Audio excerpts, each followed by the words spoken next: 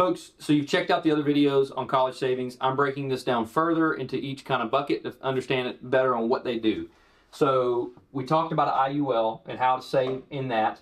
Go look at that video if you haven't seen it. The brokerage is really a flexible account. You can put as much as you want in there, and so it's an option. So the way we use the 529, every state's different. Arkansas is different than New York. South Carolina is different than Georgia. Every state has a period of time you have to leave the money in the 529 before you can use it. Every state has, maybe it doesn't deduct your 7% state, but it'll give you a 3% or 5.9% that you can deduct on your state taxes up to that number. So the idea is a 529 can also be used for K through 12 expenses. So if you're going to private school, you can use it in the year in which your child is going there. So the difference is in South Carolina, you have to leave it in for 2 weeks, 14 days, really 10 days, but we leave it in for 14 days, pull it out, and pay for the tuition for our children.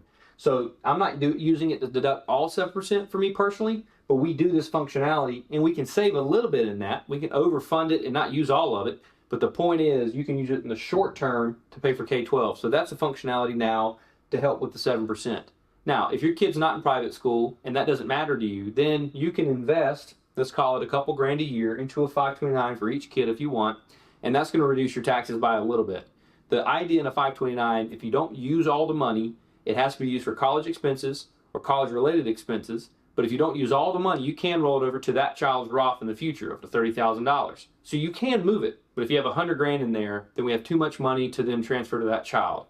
So it becomes a little bit of a chess match on how to get the money out without causing penalties on yourself and taxes. So there's ways that this can really impact your children, retirement-wise or for college. But at the end of the day, I'm looking at it from a K-12 perspective. I will use it for college savings a little bit, but I'm more focused on how do I reduce my state taxes, or at least use it for that functionality to reduce my state taxes when I want to fund it. I don't want to overfund it and have too much in there, but a little bit bolstering of investments every year into it is perfectly fine.